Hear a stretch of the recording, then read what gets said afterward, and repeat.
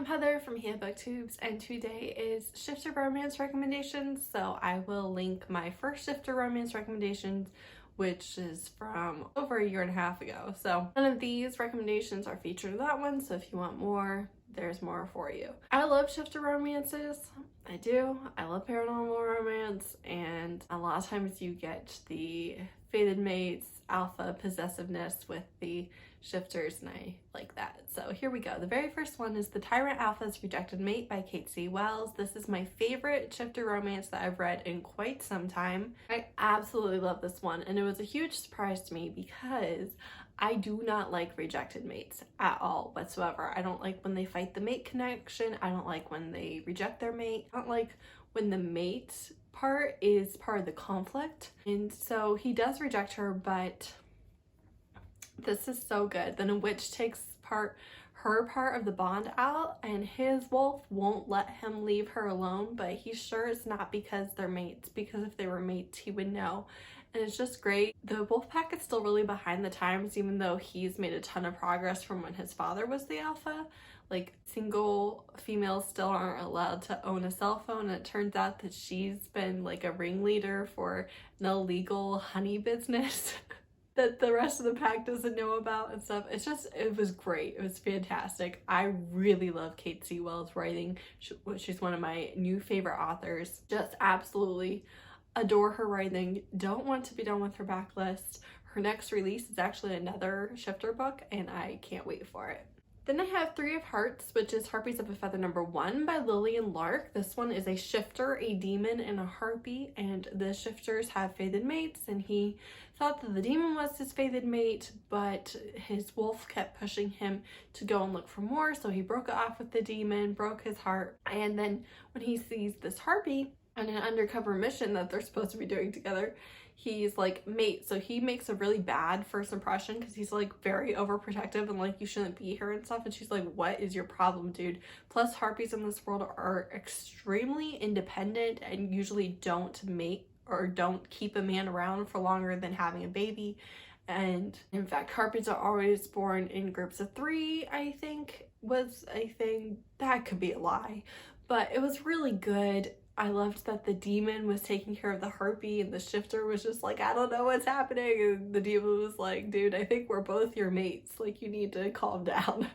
It was really good. Then I have The Masked Minotaur by Chace Verity. This is a sapphic romance with a minotaur shifter, and it's kind of like a Zorro type of retelling where they fight crime by night and are just mild-mannered by day. And our human main character is a baker and has a sweet shop, and all of the paranormals maybe are kind of illegal, but the Minotaur ends up saving her, and she's in this marriage of convenience and isn't feeling the love. Then I have Nothing But the Wolf in Me, which is Black Valley Wolves #1 by Nikki, Clarke. This is a wolf and a human, and the human is running from an abusive situation with her brother. I think he had her be like his assassin or something like that. It's been a minute since I read this. And she is hiding out, and then this injured wolf comes, and then this gorgeous man comes and is like, hey, you have my pet dog.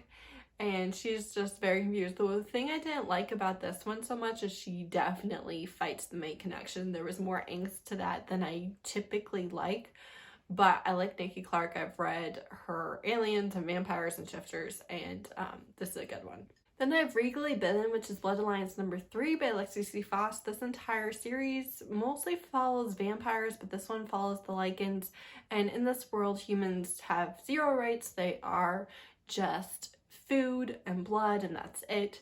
And so you aren't allowed to kill a human that belongs to another paranormal, but like if you kill them, you just have to like pay restitution to their owner and stuff. So humans themselves don't have any protection unless a paranormal chooses to. And this one is, like I said, about the Lycans, and it's a triad. So you have the male alpha of their clan, and then the female alpha that is being forced into a marriage with them because female alphas don't have rights either. And then the human turned werewolf who won the Immortal Cup. So he was like the best of the humans. He won, and because of that he got to be turned, but he's just he's not welcome in the clan and stuff, and things are not going well. And it's the three of them, and it's very hate to love. This one's a little bit darker. There's some things that they have to do where it's like, this is a really bad option, but the other option is death, so we're gonna go with the bad option. If you want dark and steamy shifters, this is that. Then I have Magic Bites, which is Cate Daniels #1 by Ilona Andrews. If you are familiar with my channel, you know I just did a reread of this entire 10-book series and that I love it. Cate Daniels is a mercenary. She's a middle-of-the-road mercenary. She appears to be human with some magic, and she is really good with her swords, and she's really good at staying alive, and she knows a lot of obscure magical facts and things about the history. In this world, we have magic waves and tech waves, so even though it takes place in Atlanta, Georgia, it's no longer quite the same. And also, magic is shaped by your beliefs, so if you become a god, you would not have power over your own magic because the beliefs of people would filter into that. Gods can't really stay present in the world because the tech wipes them out. And then where you're from and what you believe can really manifest any magical thing there in the city. So even though basically the entire series takes place in Atlanta, you're dealing with mythology and mythical creatures and gods from all over the world, which is very interesting. And Cate Daniels has a romance with Curran, who is a prehistoric lion shifter. And he has like a large American gray lion with stripes, and he's one of the first shifters, and he's very powerful.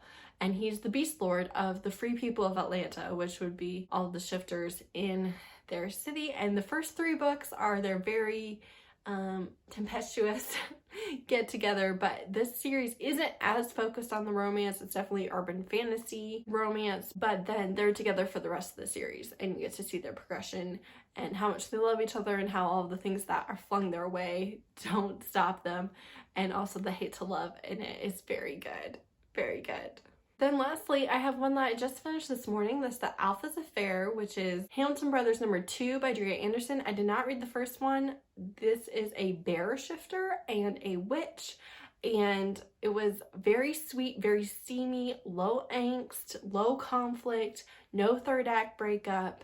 And I just really enjoyed this one so much because it was just all of the shifter and witchy vibes without having to deal with anything really bad happening or them hurting each other in any way. It's really good. There's definitely some conflict about whether or not the bear clan will accept a witch as their female alpha, but nothing too bad. And he's also a very calm and mild-mannered alpha, and people kind of underestimate him for that, but that doesn't change his strength. So you definitely get an alpha mellow in this one, and I really enjoyed it. And that's it. Those are my shifter romance recommendations. Let me know if you have any recommendations for me in the comments, or if you've read and enjoyed any of these. Thanks so much for watching. Bye.